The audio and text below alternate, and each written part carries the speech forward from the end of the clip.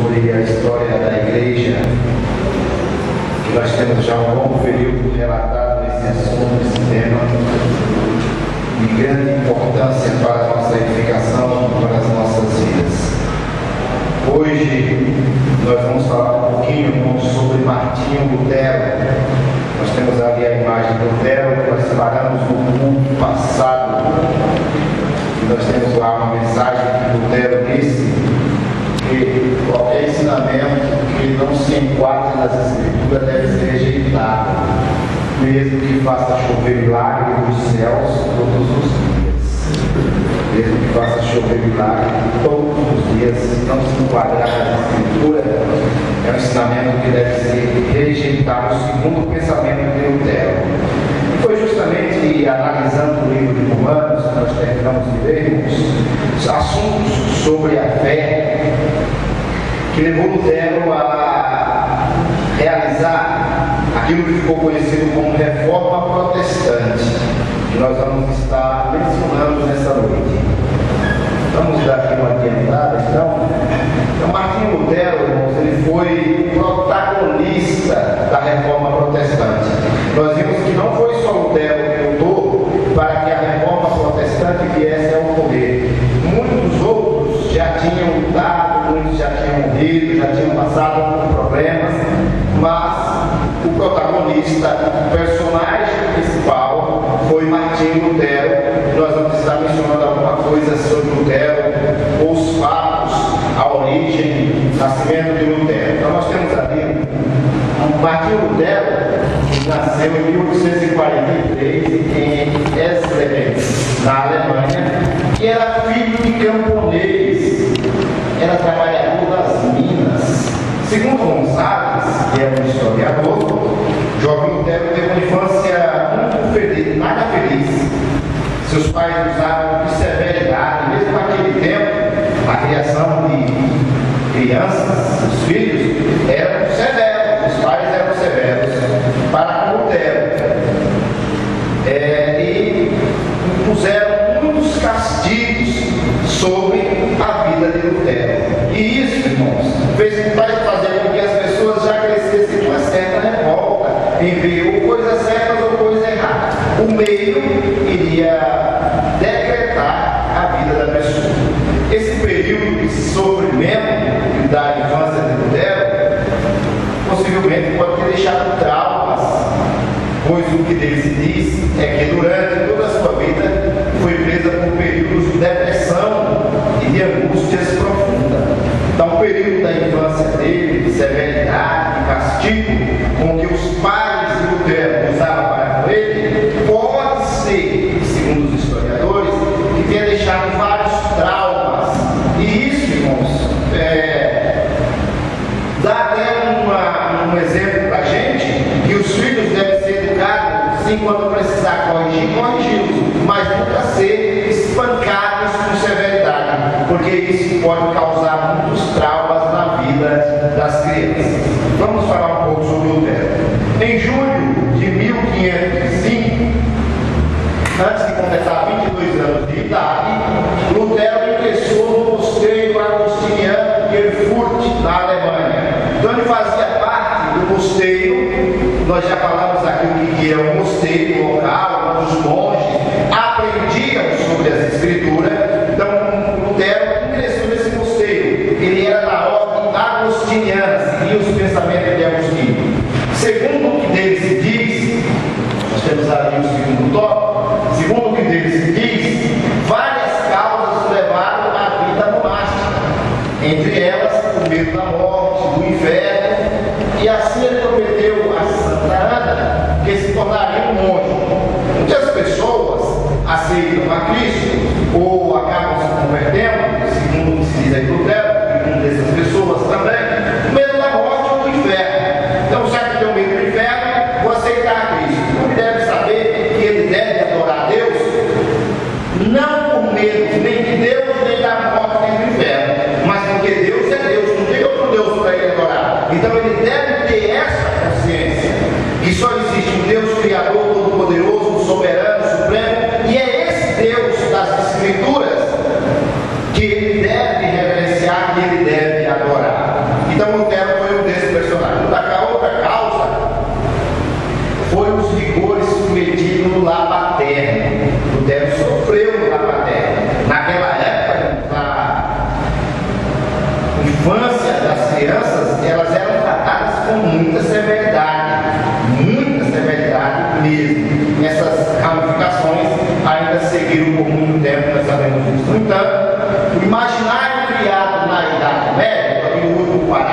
aqui, ó, no tópico, criado na Idade Média, como eles viam a condenação e a salvação, levaram Lutero a optar pela vida religiosa, monástica, e não seguir a carreira de advogado, como era o intento de seu pai. Então, seu pai queria que ele fosse advogado, mas o imaginário criado na Idade Medieval, principalmente pela Igreja Católica, entre céu, inferno, purgatório, etc., condenação, salvação, fez com que Lutero optasse pelo caminho da vida religiosa, pelo caminho da vida monástica. Porque ele pensou, se eu seguir a vida religiosa, eu terei direito à salvação, se eu fosse um advogado, não. É o pensamento de Lutero, irmãos. Nós não estamos dizendo que é o nosso pensamento, nós estamos passando a ideia de Lutero. Martinho Lutero, como monge, vivia uma vida de angústia, pois ele não encontrava respostas para as suas dúvidas e questionamentos. E assim sendo, ele procurava um caminho que viesse a solucionar esse impasse religioso que permeava o seu interior. Então, mesmo sendo monge, mesmo sendo um homem da religião, ele era um homem angustiado, vivia angustiado porque ele não encontrava resposta para os seus questionamentos. Aquilo que ele pensava como ser certo, e a igreja ensinava, ele não achava que estava certo. Então ele não encontrava uma resposta plausível. Foi aí que ele, em 1515, lendo justamente a epístola do apóstolo Paulo aos Romanos, ele descobre essa frase aqui, ó: o justo viverá da fé. E ao descobrir essa frase, ele começou a raciocinar e a pensar que aqueles ensinamentos que a igreja ensinava, e nós temos que ter em mente, irmãos, que ainda não tem o protestantismo, a reforma ainda não aconteceu, ela está acontecendo aos poucos na Alemanha e na Europa. Então Lutero começou a ver que aquilo que a igreja ensinava como sendo certo, não era bem certo. Ele não tinha que fazer sacrifícios, ele não tinha que praticar coisas para adquirir a salvação, fazer boas obras, ajudar o próximo. É dever do cidadão, sendo ele crente ou não, mas isso não lhe dá direito à salvação. A salvação é pela fé no Filho de Deus. Foi isso que Martinho Lutero entendeu, que não eram as obras religiosas, a castidade que ele levava, que ia garantir a sua salvação. Então ele acabou vendo que aquilo que a igreja ensinava não estava muito correto. Lutero vivia angustiado com as tradições religiosas do monasticismo e a tradição da Igreja Católica Romana. Agora encontra um novo caminho para seguir, a fim de formar um novo corpo doutrinário e religioso e romper definitivamente com a vida monástica e o catolicismo. Qual é o caminho que ele encontra a seguir? O justo viverá da fé. Ele vai encontrar esse caminho a seguir. Quando ele se depara com isso, irmãos, ele começa a querer fazer uma reforma dentro da própria igreja. O objetivo dele não era romper, sair da igreja católica que existia, mas era levar o pensamento da fé, acabar com a tradição, com aquelas tradições que a igreja impunha dentro da própria igreja católica. Só que a liderança da igreja católica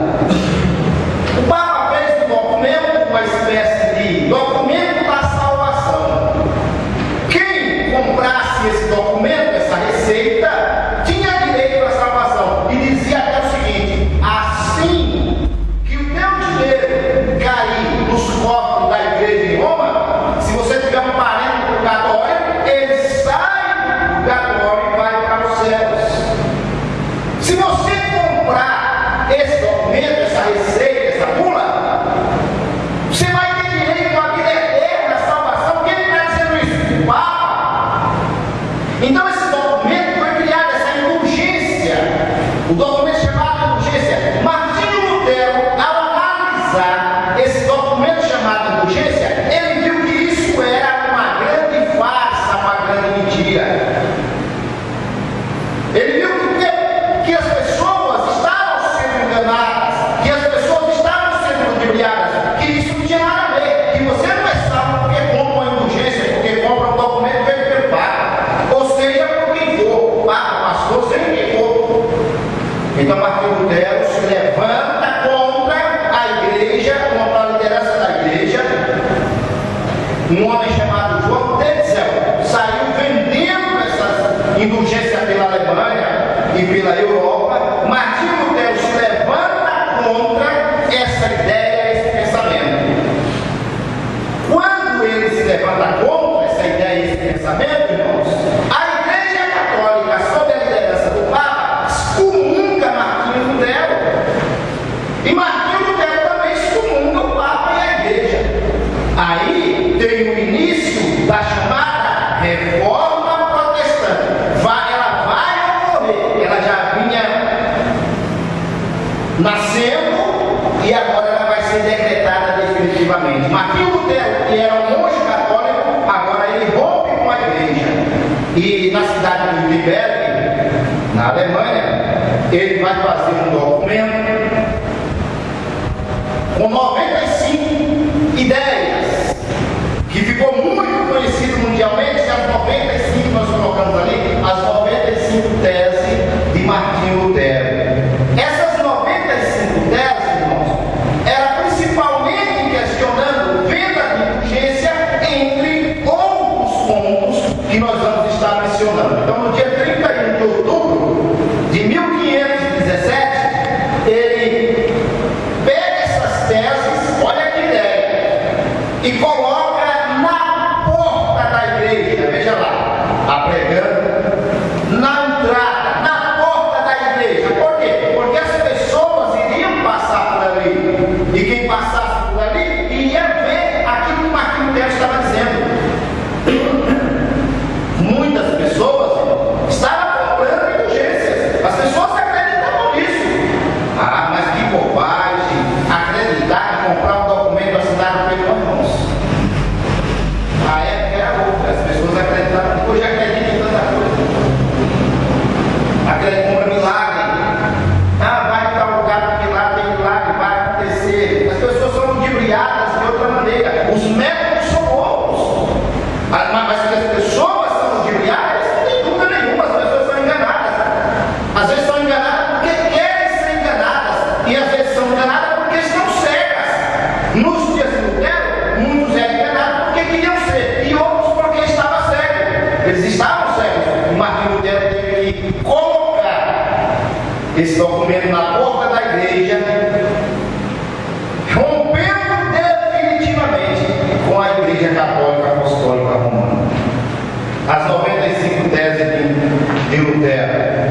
Veja lá, as teses negavam o pretenso poder da igreja de ser mediadora entre Deus e os homens e de possuir a autoridade de conferir perdão aos pecados.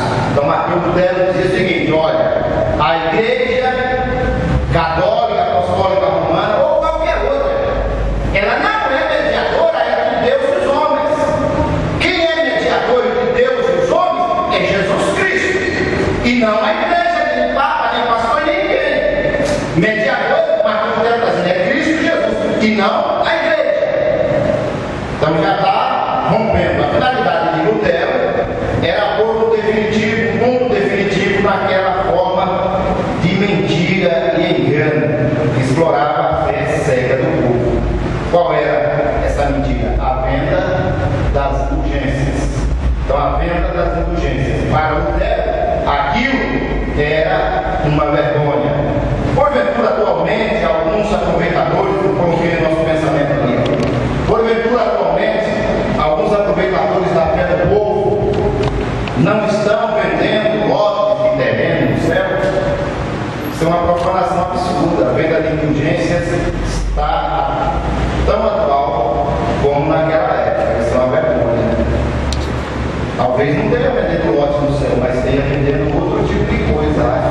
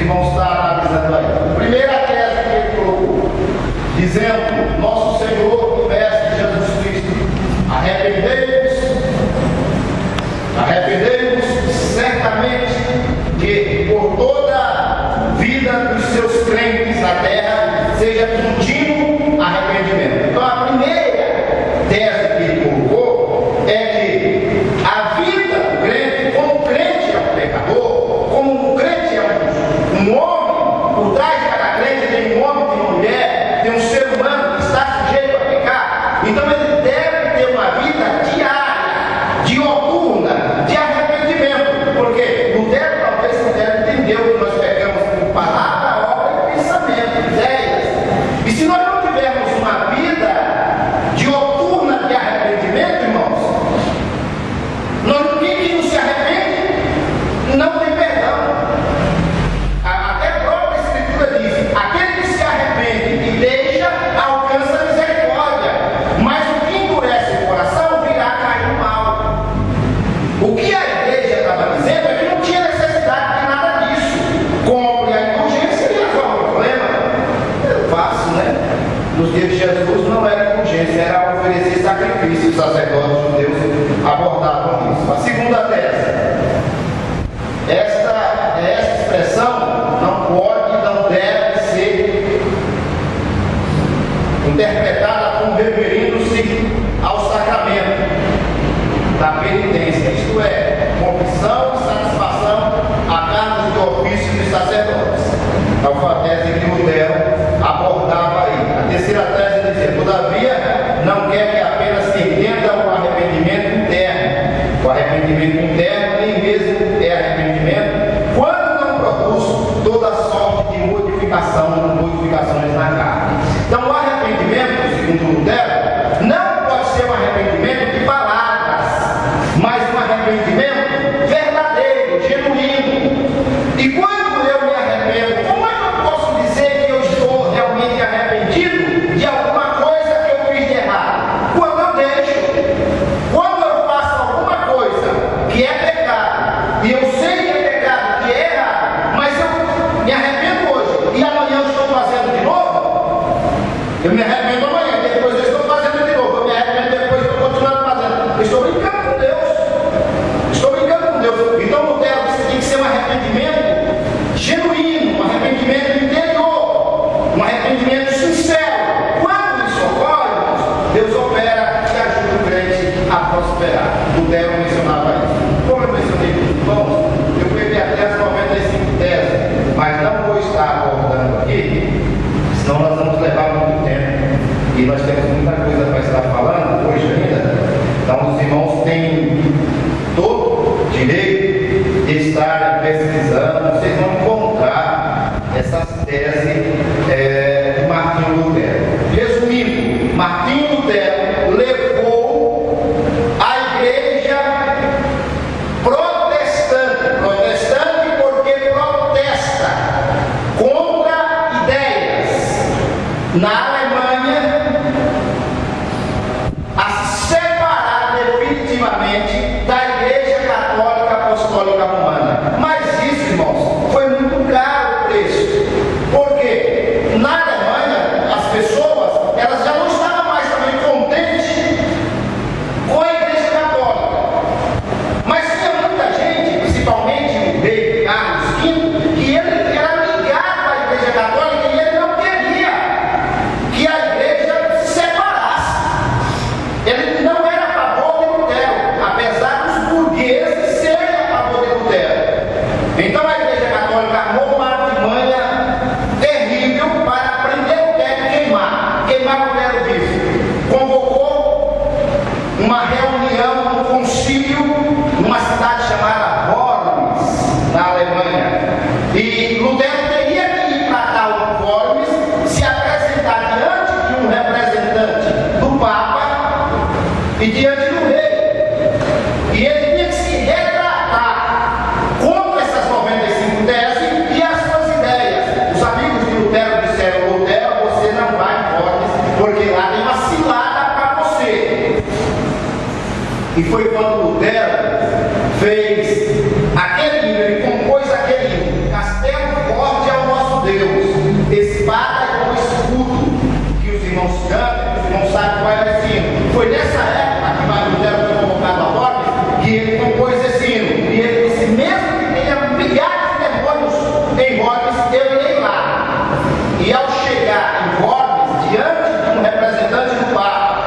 e diante do rei, ele tinha que se retratar, ele tinha que voltar atrás contra esse negócio que vem da indulgência, esse pensamento das novelas de Lutero. Lutero tinha que voltar atrás. E foi perguntado para ele, ou ele levava ou voltava atrás, ou ele morria. Lutero, você volta atrás? Você se retrata? Lutero disse, olha, se a Escritura ela comprovar que eu estou errado e que a Igreja Católica e o Papa estão certos, eu vou para trás. Se o pensamento, o senso crítico das ideias me levarem a entender que eu estou errado, eu volto atrás. Mas se isso não acontecer, eu não posso voltar atrás. Virou as costas e disse, que Deus me ajude. Virou as costas e saiu, irmãos. Lutero era para ser preso e queimado vivo. Mas por trás de Lutero tinha uma forte burguesia. Os burgueses alemães, eles já estavam descontentes com a Igreja Católica, com a administração do rei, e a Alemanha estava dividida em vários condados. Lutero teve o apoio desses condes. A igreja disse, olha, colocar Lutero no caminho. Antes que os representantes da igreja prendessem Martinho Lutero, os burgueses pegaram Lutero e levaram para o local, um esconderijo onde ele fez a tradução do Novo Testamento para a língua alemã, onde ele traduziu e ficou escondido por muito tempo. Como a população viu que Lutero se levantou ferrenhamente contra a igreja, a população se levantou também contra a igreja e contra a administração do rei. Então, nessa época da Reforma Protestante, não foi só um negócio de mas Lutero se revoltou, não, foi uma revolta generalizada. E morreram mais ou menos 50 mil camponeses. Por quê? Porque o rei mandou matar, eles entraram em guerra, mas não estava para guerrear contra o rei e contra a igreja. Os poderosos eram o rei e a igreja. Os camponeses não tinham armas que conseguissem vencer. Mas eles se revoltaram, eles se levantaram contra a igreja, contra a administração do rei. E foram mortos mais ou menos, não se fala, não se prega, 50 mil, quando houve a chamada Reforma Protestante. Foi mortes e não acaba mais. Muita gente morreu. Mas não houve mais a reconciliação entre a Igreja Católica e o Martinho Lutero e os protestantes. Definitivamente ficaram separados. E desde então, nós temos visto ocorrer guerras entre católicos e protestantes em várias regiões do mundo. Isso aí é notório de todos nós. Vamos falar um pouquinho também, irmãos, da reforma na França. A reforma na França. Martinho Lutero foi na Alemanha, a reforma na França. Por volta de 1520, os ensinos de Lutero penetraram na França. E logo em seguida as doutrinas calvinistas. Com Calvino que nós vamos estar mencionando também.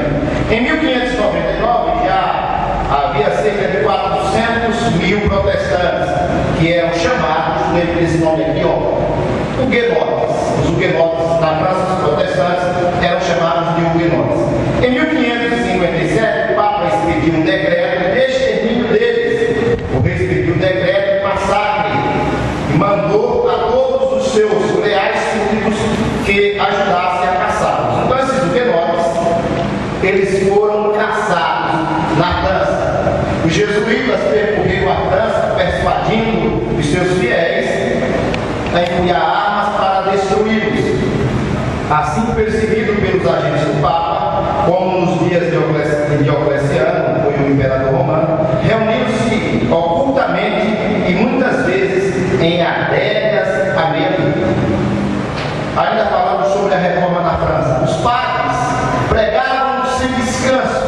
A morte dos calvinistas é um plano diabólico, e um plano diabólico estava sendo assentado no espírito de Catarina de Médici, mãe do rei romanista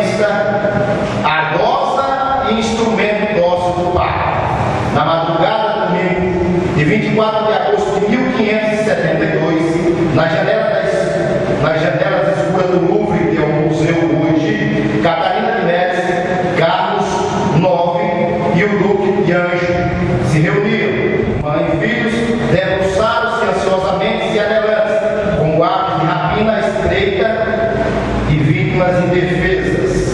Nas ruas silenciosas da França, grupos de homens tomavam posições, rumores, vozes abafadas, tinidos de armas.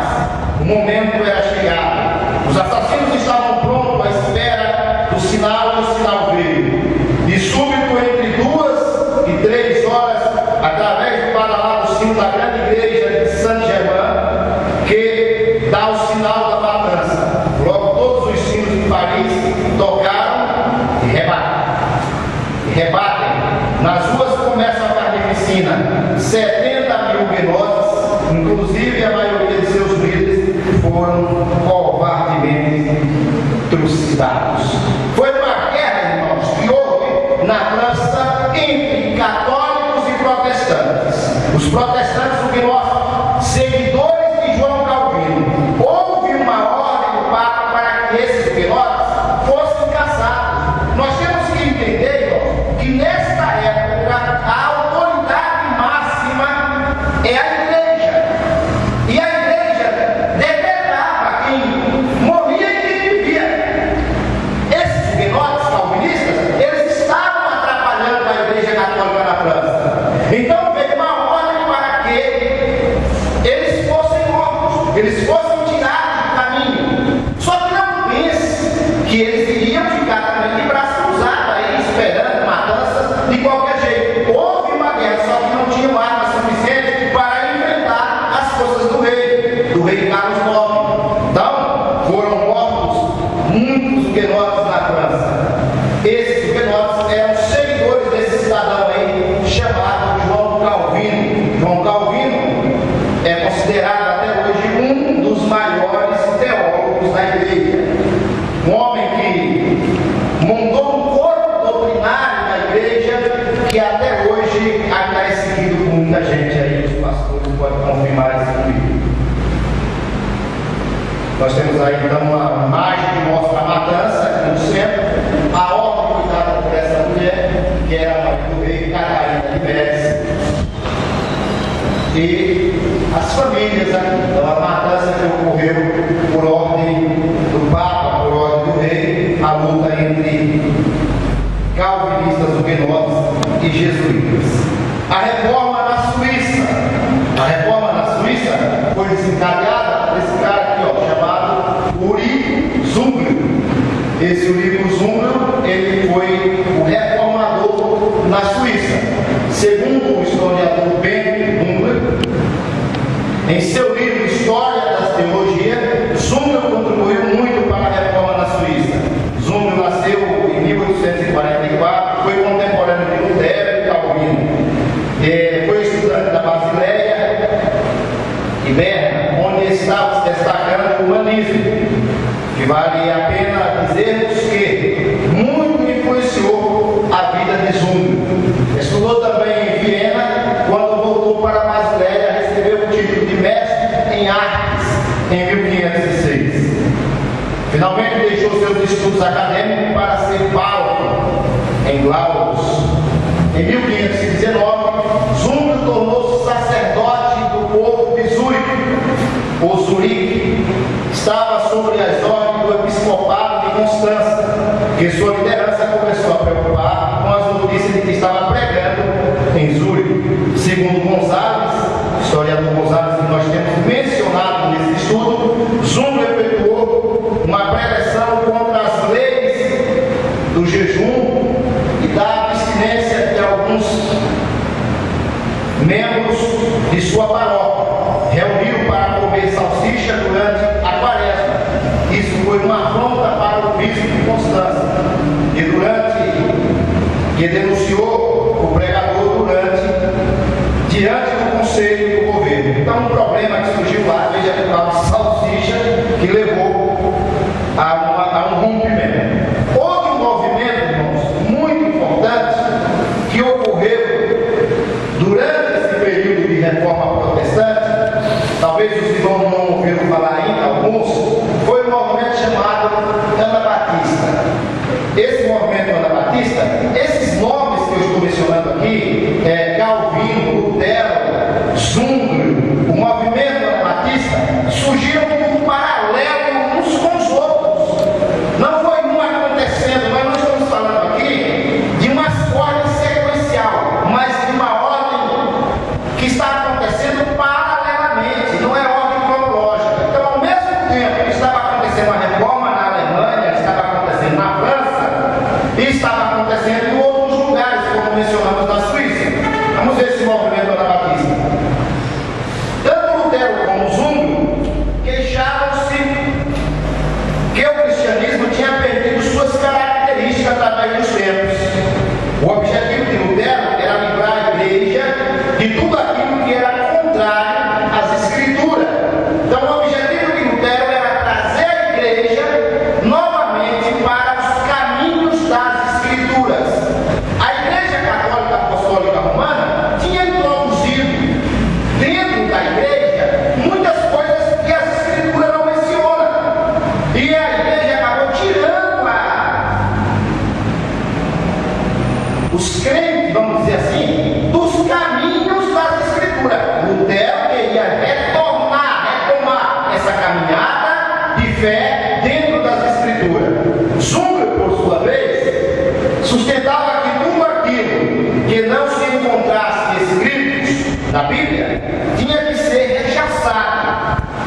Qualquer coisa que alguém mencionasse que não tivesse apoio da Bíblia, das Escrituras, devia ser rechaçado. Eu penso que até hoje, irmãos, se alguém ensinar alguma coisa, qualquer tipo de ensinamento, é a própria Escritura que diz, que não tem apoio bíblico, que não tem apoio das Escrituras, seja quem for, é ensinamento que deve ser rejeitado. Por quê? Porque vai se constituir uma heresia. No entanto, logo apareceram outros grupos com ideias reformistas que assinalavam que o próprio Zwingli estava equivocado e não levava as suas ideias a conclusões lógicas. Então, outros grupos que vai surgindo ainda, esse grupo foi o grupo anabatista. Esse movimento anabatista, segundo Gonzalez, essas pessoas diziam que tanto Lutero quanto Zwingli esqueceram que no Novo Testamento havia um contraste entre a igreja e a sociedade que a rodeia. Olha lá, esse contraste resultou em perseguição, porque o Império Romano não podia tolerar o cristianismo primitivo. Essa barreira que marcava esta contradição entre o cristianismo e o Império foi derrubada por Domingos Constantino, o imperador que aproximou igreja e Estado, quando este assumiu o controle do Império Romano, ainda falando do movimento anabatista. Assim sendo, esse grupo defendia a tese de que a partir da conversão de Constantino, igreja e Estado uniu-se, constituindo assim um abandono do cristianismo primitivo. Então, Lutero e Zwingli e até o próprio Calvino, eles fizeram a reforma, mas eles não separaram definitivamente igreja e Estado. Eles separaram apenas a igreja da Igreja Católica Apostólica Romana. Mas segundo os anabatistas, eles ainda estavam unidos com o Estado. Nós vimos, eu mencionei aqui, que o Lutero teve o apoio de uma grande burguesia. E se ele não tivesse tido o apoio da grande burguesia na Alemanha, ele teria sido morto. Não resta dúvida disso. Então, os anabatistas, eles estão contra essa união da igreja com o Estado ainda. Portanto, a reforma iniciada por Lutero não estava de acordo com os parâmetros bíblicos segundo os anabatistas. A igreja não podia ser igual ao restante da sociedade. Ela tinha que ser diferente. A diferença entre a igreja e a sociedade é que, embora se pertença a uma sociedade, pelo simples fato de ter nascido nela, e sem fazer decisão alguma a esse respeito, para ser membro da igreja, há necessidade de se fazer uma decisão pessoal. Claro que eles estão sendo aí, no nosso pensamento, na nossa ideia, muito radical. Os anabatistas, eles eram radicais. Não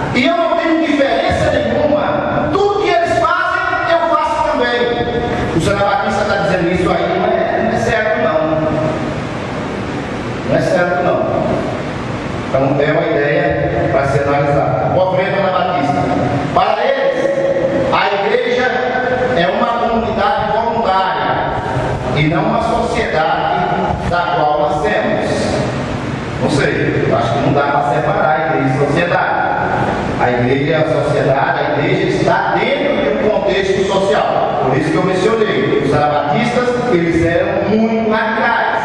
Até mesmo o Calvino era muito radical. Teve um pensamento que ele bíblico, que ele levou o pé da letra. E quando se leva o pé da letra, fica complicado. Se o teu olho te escandalizar, arranca ele.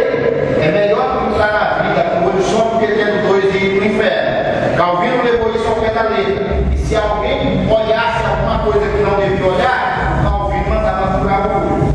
Era melhor aquele cara ter a salvação do olho curado do que ter dois olhos e ir para o inferno.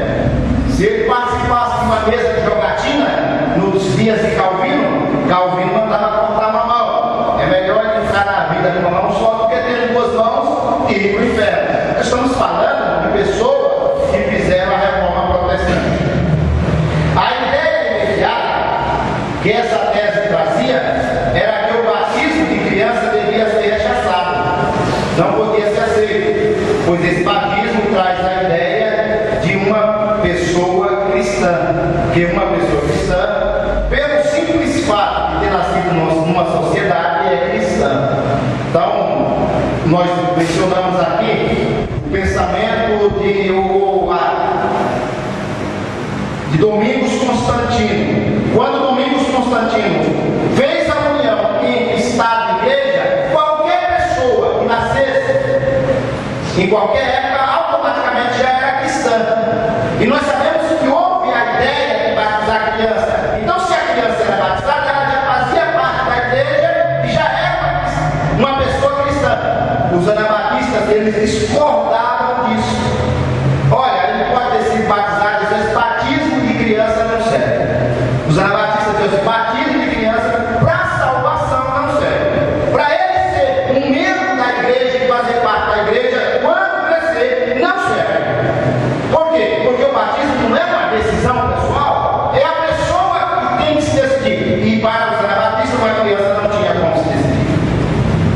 Pensamento plausível. Porém, esse entendimento provocava um desvio da verdadeira natureza do cristianismo, que requer uma ideia e uma decisão pessoal, que eu terminei de mencionar. O movimento anabatista, essa imagem aí, o legado da reforma, vamos ver o que os anabatistas deixaram. Ou este livro te afasta do pecado, ou o pecado te afastará desse livro. Que livro é esse? A Bíblia, as Escrituras. Então os anabatistas diziam: olha, ou este livro te afasta do pecado, ou o pecado te afasta desse livro. Foi um dos legados dos anabatistas para as gerações posteriores. Eu penso que é um pensamento correto. Qualquer pessoa que está envolvida com o pecado, que gosta de pecar, que gosta de praticar pecado, ele se afasta da Bíblia, ele se automaticamente. Que comunhão tem as trevas com a luz e que comunhão tem a luz com as trevas. A partir do momento que a pessoa se envolve com as Escrituras, com a leitura das Escrituras, irmãos, ele se aproxima mais de Deus e, lógico, logo essa pessoa vai se afastar do pecado. Quem se aproxima de Deus se afasta do pecado. E quem se aproxima do pecado se afasta de Deus.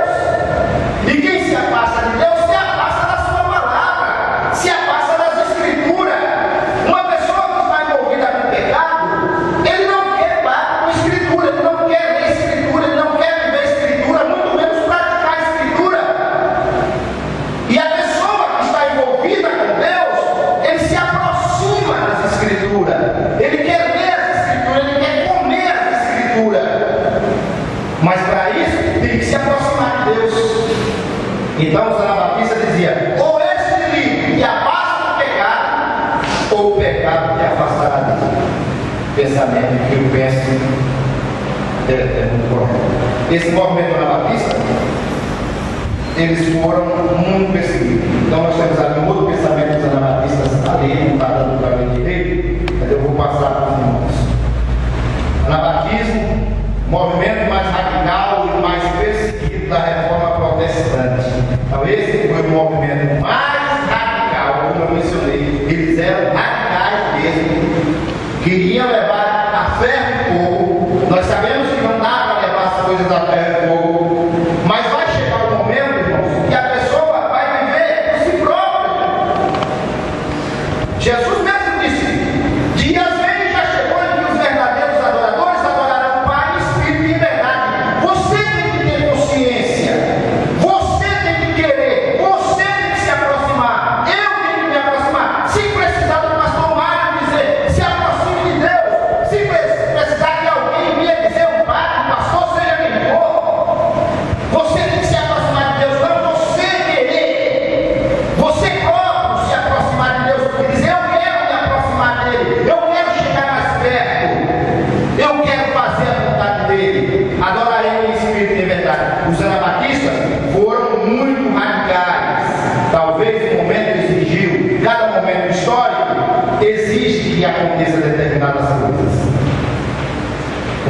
Reforma Batista recebeu forte oposição, tanto dos católicos quanto dos reformadores protestantes. Então veja, até mesmo os reformadores protestantes, como Lutero, Zwingli e até o próprio Calvino, perseguiu esse movimento anabatista.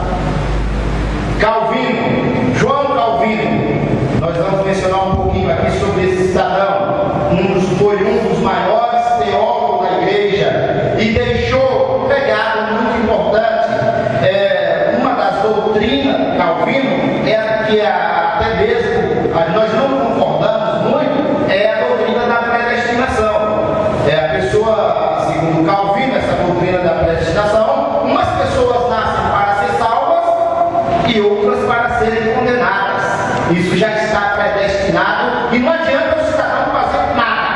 Quem nasceu para ser salvo, está salvo. Quem nasceu para ser condenado, não adianta ele querer fazer. E esse pensamento, Calvino, foi um dos pensamentos que ainda muitas pessoas seguem, outros combatem. Particularmente, nós não concordamos com esse pensamento da doutrina da predestinação. Vamos falar um pouquinho aqui. O calvinismo foi um movimento de reforma, segundo alguns historiadores, mais importante e radical que veio com o intuito de divulgar as ideias de Lutero, movimento esse fundado por João Calvino.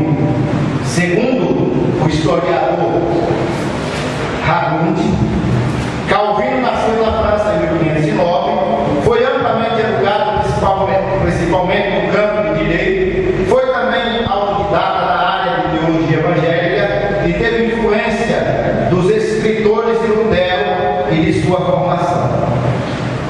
Em 1534, ele foi obrigado a fugir da França devido à crença. Foi a Basileia, onde em 1536 publicou seu manual de doutrinas, segundo ele, cristã, intuitos da religião cristã. Foi a Genebra, no mesmo ano, onde assumiu o controle da reforma naquele país.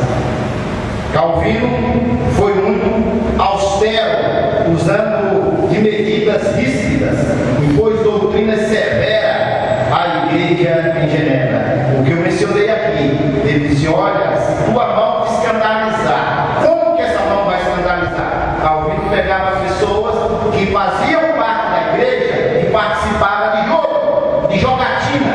Participou da mesa de jogatina, Calvino mandava cortar uma mão. E aí ele vai se apoiar em um texto da Escritura que Jesus falou. Se a tua mão se escandalizar, corta ela. É melhor que entrar na vida. Esse texto que Jesus falou não é literal. Não é literal. Jesus está dizendo: olha, se você fez tal coisa que é contrário àquilo que é certo, deixe de fazer, não faça mais. Se você achava que aquilo era bom para você, fazendo aquilo que trazia um prazer e você deixando de fazer, você vai perder esse prazer? Perca esse prazer, mas entre na vida. E ele não estava dizendo para cortar literalmente mão, furar olho, cortar pé, não é isso. Mas Calvino levou isso ao pé da letra e muitas pessoas perderam os braços, perderam a mão nos dias de Calvino. A principal doutrina desenvolvida por Calvino, que nós mencionamos aqui, e seguida como regra absoluta pelos calvinistas e muitos religiosos até os dias atuais, foi a doutrina conhecida como doutrina da predestinação. Calvino disse: Deus já criou um mundo para ir para o céu e outro para ir para o inferno. E nós mencionamos que foi a ideia que ele achou naquele momento, ele se apoiou, e muitas pessoas até acreditam nisso, mas nós mencionamos que não é ideia das Escrituras, não é ideia de Deus. Deus não fez ninguém para ir para o inferno. Ninguém, nem o diabo, nem o diabo. Deus não fez o diabo para ir para o inferno. Deus fez o diabo é um anjo de luz. Estava nos céus. Ele se revelou. E as pessoas que são criadas por Deus são criadas para a vida eterna e não para a perdição eterna, não para ir para o inferno. Agora, a pessoa é que vai escolher o que é que ele quer. Já a partir do momento que a pessoa tem o livre-arbítrio, a livre escolha, ele deve escolher o que é que ele quer fazer. O Calvino, eu acho que ele pecou nesse ponto aí, criando a doutrina da predestinação. Mas foi porque ele entendeu como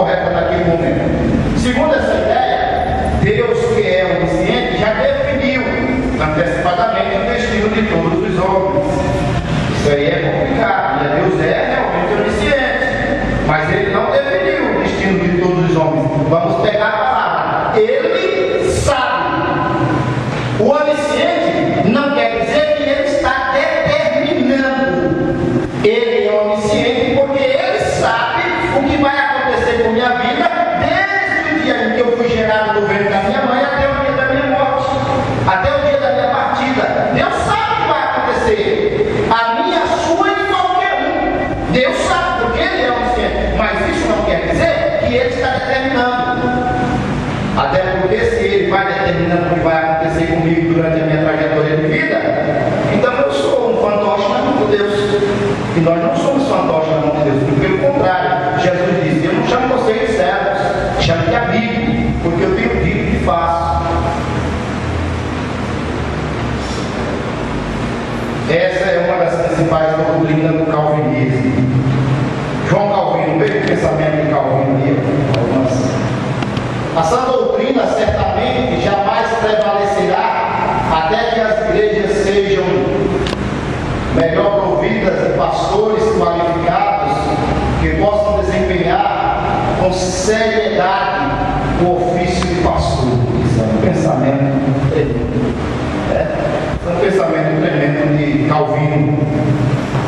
Absolvido somente através do sacrifício de Jesus Cristo. Também era o outro pensamento de João Calvino. Importante, irmãos, nós mencionarmos aqui que através de João Calvino, segundo alguns pensadores, surgiu também o espírito do capitalismo. O calvinismo e o espírito do capitalismo. Por quê? Porque ele foi implantado principalmente na Inglaterra, o pensamento calvinista, e o pensamento da Igreja Católica era que não podia haver usura entre as pessoas. Ninguém poderia ter coisas, usufruir dessas coisas. Não. Você não deve colocar seu coração de riqueza, dizia a Igreja Católica. Não deve colocar pensamento brutal, não. Se você tem o que comer, o que vestir, esteja contente com isso. É o que a Igreja ensinava. E todos os recursos, mas veja a minha malandragem aí, todos os recursos passam para a Igreja. A Igreja Católica dizia: os seus membros não podiam ter riqueza, ficar colocando o coração em usura. Os recursos financeiros passam para a Igreja. Calvino veio com um pensamento contrário, dizia: não, ter coisas, usufruir dessas coisas, emprestar dinheiro a juros, isso não é pecado, não. Trabalhar para ter sucesso na vida e ser alguém, Calvino dizia, isso não é pecado, não. Então, segundo essas ideias, foi de Calvino que surgiu o espírito do capitalismo, principalmente lá na Inglaterra. E isso fez com que esse pensamento chegasse até os Estados Unidos. E nós sabemos hoje que o país capitalista que tem mais sucesso no mundo, qual é? A reforma protestante na Inglaterra. Na Inglaterra, irmãos, eu vou resumir, nós temos aqui o Henrique VIII, rei da Inglaterra, na época em que ocorreu a reforma protestante. Na Inglaterra se chamou anglicanismo. Então, na Alemanha foi o luteranismo, na Suíça foi o calvinismo, na França também, e na Alemanha, na Inglaterra, o anglicanismo. Nós vamos resumir aqui o que aconteceu. Na Alemanha, na Inglaterra, irmãos, a Igreja Católica mandava e desmandava. E o rei concordava com que a Igreja administrasse isso. Só que esse rei Henrique VIII, ele tinha o seu harém particular, claro que tinha. E ele achou por bem se separar da sua esposa, chamada Catarina de Aragão. Ele queria se separar da sua esposa de Catarina de Aragão para casar com uma outra princesa, com uma outra mulher chamada Ana Bolena.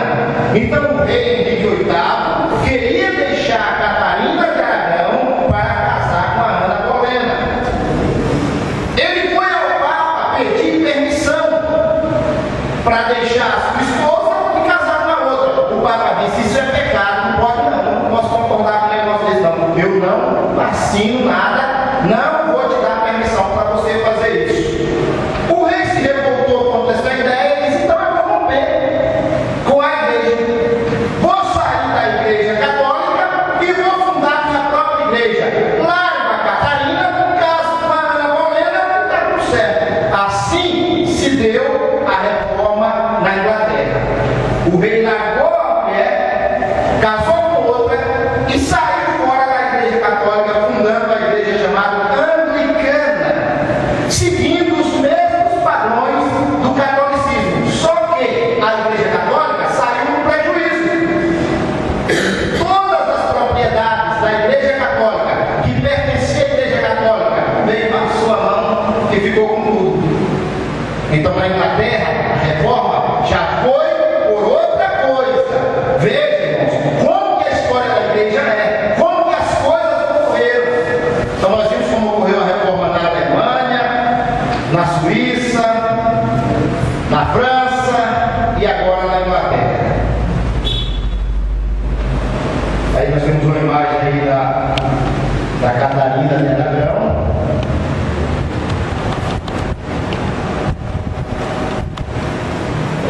E as ideias do anglicanismo. Ele largou a Catarina para casar com essa aqui, ó, a Ana Bolena. Esse rei chamado Henrique VIII. Então veja por que ocorreu a reforma na Inglaterra. Não teve nada a ver com ideia de pensamento. Inclusive os pensamentos do catolicismo continuaram dentro da igreja anglicana. Diante de tudo isso, irmãos, para nós concluirmos esse estudo, a igreja católica, vendo acontecer tudo isso, todo esse processo de reforma, eles iniciaram um movimento chamado Contra-Reforma.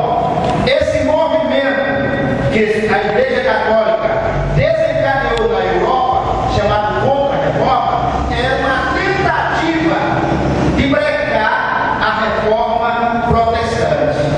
A reforma protestante estava acontecendo e a igreja católica estava perdendo muitos membros, muitos seguidores.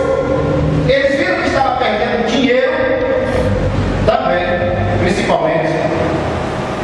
Porque, irmãos, se fala, mas são poucas pessoas que estão realmente preocupadas com a salvação. Tem muitos pastores por aí, igrejas por aí, que não estão preocupados com a salvação de ninguém, não. Está preocupado em ter membro, porque membro é sinal de poder aquisitivo, é sinal de dinheiro. E a igreja católica, quando iniciou esse movimento chamado Contra-Reforma, é porque estava perdendo seguidores. Perdendo seguidores, logo ela estava perdendo seu recurso financeiro para os protestantes. Então ela iniciou esse movimento contra a reforma para tentar brecar a reforma protestante que estava acontecendo e ao mesmo tempo trazer os seus seguidores para dentro da sua igreja novamente. Isso é um fato importante. Então foi isso, irmãos, que nós mencionamos no decorrer da história. Claro que a reforma, a Contra-Reforma, não conseguiu brecar a reforma protestante. Não conseguiu. Em hipótese alguma conseguiu. Jamais iria conseguir. E tem mais. E quanto mais se tentava, mais a igreja progredia, mais a igreja ia em frente. E logo esse movimento de reforma se espalhou pelo mundo inteiro, chegando, inclusive, esse movimento de reforma protestante na América, né? Na América, posteriormente, chegando no nosso país chamado Brasil. São esses fatos que, se os irmãos pesquisarem, vocês irão encontrar sobre a história da igreja. Claro que nesse estudo que nós fizemos aqui, foram 10 semanas falando desse assunto, estamos resumindo para que nós venhamos